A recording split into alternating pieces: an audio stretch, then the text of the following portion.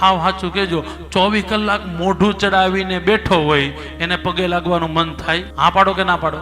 એની પાસે જવાનું મન ન થાય, પગે લાગવાની તો પછી વાત છે, એની પાસે જવાનું મન થાય. અને ઘણા લોકો તો આખો દી મોઢું ચડાવીને બેઠા હોય. આપણને એમ થાય ભાઈ કઈ દુઃખ છે? તો કે નહીં, મુંબઈમાં 4 BHK તો દાંત કાઢ નહીં, આટલા બધા ગંભીર નહીં. જીવનમાં પૂજાવવું છે, સમાજમાં બે માણસો વચ્ચે તમારું નામ લેવડાવવું છે, તો તમારા મોઢા ઉપર કાયમ સ્માઇલ હોવી જોઈએ, અને નોટ આર્ટિફિશિયલ નહીં હો. સ્માઇલ હંમેશા અંદરથી આવી જોઈએ. લોકો જોવે ને તરત, ઘણા લોકો તો ઓલા હાવ આર્ટિફિશિયલ એવા ભૂંડા લાગે, પછી કેમેરો આવે ત્યારે થોડી વાર દાંત કાઢે ને વળી પાછા હતા એવા ને એવા. ક્યારે કથામાં આવું ત્યારે ભગવાનના ફોટા જોજો, મંદિરમાં જાઓ તો ભગવાનના ફોટા જોજો. ભગવાન સ્માઇલ કરે છે. માં ચામુંડા, ભગવાન કૃષ્ણ, માં અંબા બધા સ્માઇલ કરે છે. અને સ્માઇલ કરતા કરતા એક જ મેસેજ આપે છે, હું હસું છું અને તુંય.